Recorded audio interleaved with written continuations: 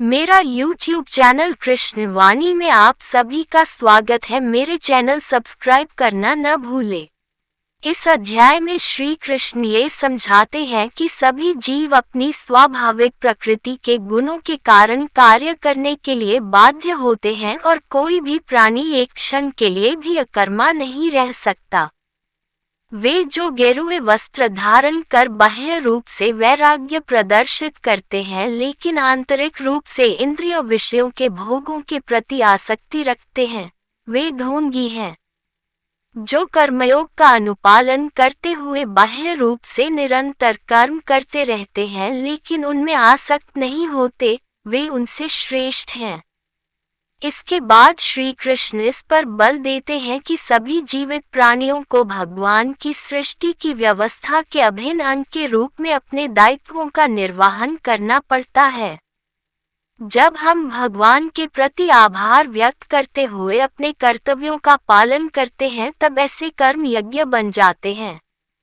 यज्ञों का अनुष्ठान वास्तव में स्वर्ग के देवताओं को प्रसन्न करने के लिए किया जाता है और वे हमें सांसारिक सुख और समृद्धि प्रदान करते हैं।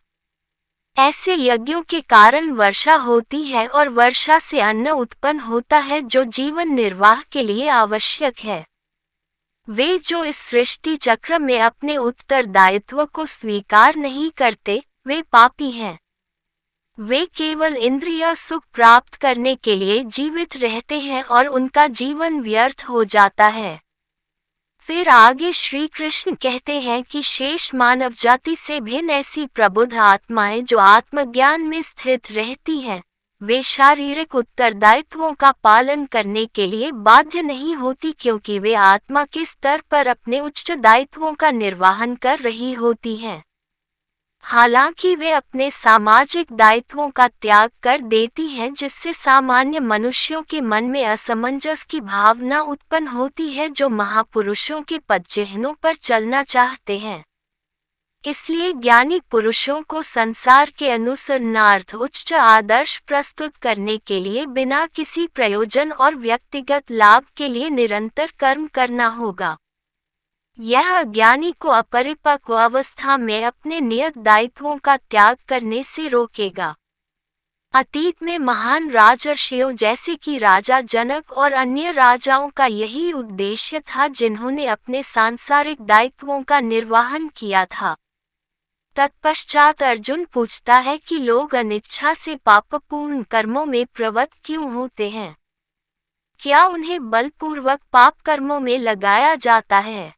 परम प्रभु श्री कृष्ण बताते हैं कि संसार का सर्वभक्षी पाप पूर्ण शत्रु केवल काम वासना है।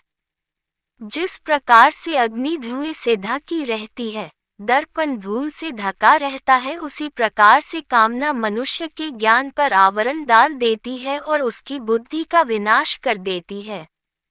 फिर श्री कृष्ण अर्जुन से आह्वान करते हैं कि वह इस कामना रूपी शत्रु का संहार कर दे जो पाप का मूर्त रूप है और अपनी इंद्रिय, मन और बुद्धि को वश में करें।